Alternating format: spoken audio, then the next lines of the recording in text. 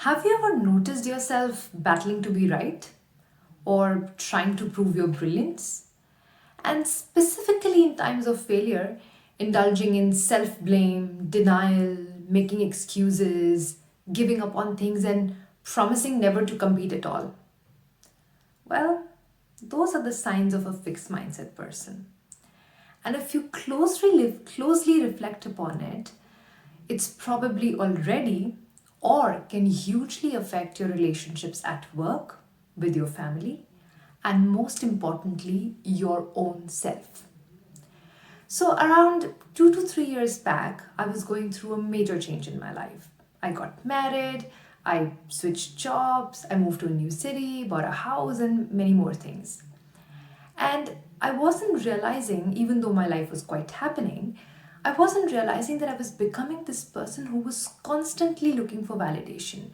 And even in times of accomplishments, I was focusing on things I could have done better rather than on things that I did well, considering there were so many changes already happening. And at that point in time, my brother recommended that I read this book called Mindset by a psychology professor at Stanford, Carol Dweck. And I cannot thank him enough as the book has significantly changed the way I think and I conduct myself now. So, on a high level, the book outlines two different kinds of mindset: a fixed mindset and a growth mindset. And it talks about and it highlights the facts that how it's not a person's innate abilities or genes, but rather their mindset that determines their success. So, how do you tell the difference between a fixed mindset versus a growth mindset? So, fixed mindset person is someone who feels their abilities are set at birth. So, you would often notice them not putting in much effort to hone their skills or trying to perfect the job they're doing.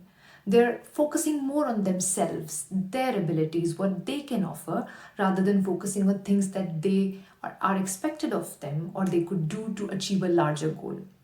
Which is why, when faced with a failure, they often feel paralyzed. They start associating it with a lack of their abilities and they start blaming themselves, other people, and end up ruminating on it for a very long time. There are people who see the world as black or white, pass or fail. Basically, in summary, everything is a zero sum game. So, growth mindset person is someone who looks at talents or skills as something that can be cultivated. They don't believe in labeling themselves as good or bad or see progress or failure as a reflection of their capabilities. In fact, they use everything as a feedback mechanism to improve their abilities. So, clearly, having a fixed mindset can affect your growth at work. But believe it or not, mindset plays a key role in interpersonal relationships. To a fixed mindset person, smallest of arguments or challenges may seem colossal, which can make them angry and they may consider everything is doomed. Whereas having a growth mindset can put you in a conflict resolution mode where where your focus now shifts from self blame or blaming the other person involved to the actual problem causing discontentment. So, having outlined the difference between a fixed mindset versus a growth mindset, the big question is, where does fixed mindedness come from? And one of the biggest determinant is our environment. So, as individuals, if we start overpraising brilliance or start labeling people as smart or dumb instead of praising them for their effort and persistence, we are putting them in a compulsive spot where they are forced to show their brilliance rather than giving them the freedom to make mistakes, to learn, to grow. Remember, everybody can learn in right conditions. So, one of the first keys to this is knowledge and self awareness. So, start observing yourself, start observing your reactions to your achievements or challenges. Notice if you're using a lot of first person narrative like I or we, or you're labeling yourself repeatedly with adjectives like terrible, awful, or amazing, great, or you are tending more towards negative self talk, trying to tell yourself, I'm terrible at it, I'm incapable, or you focus more towards the final goal, which is the victory or the failure, rather than focusing on what you learned or how could you improve things.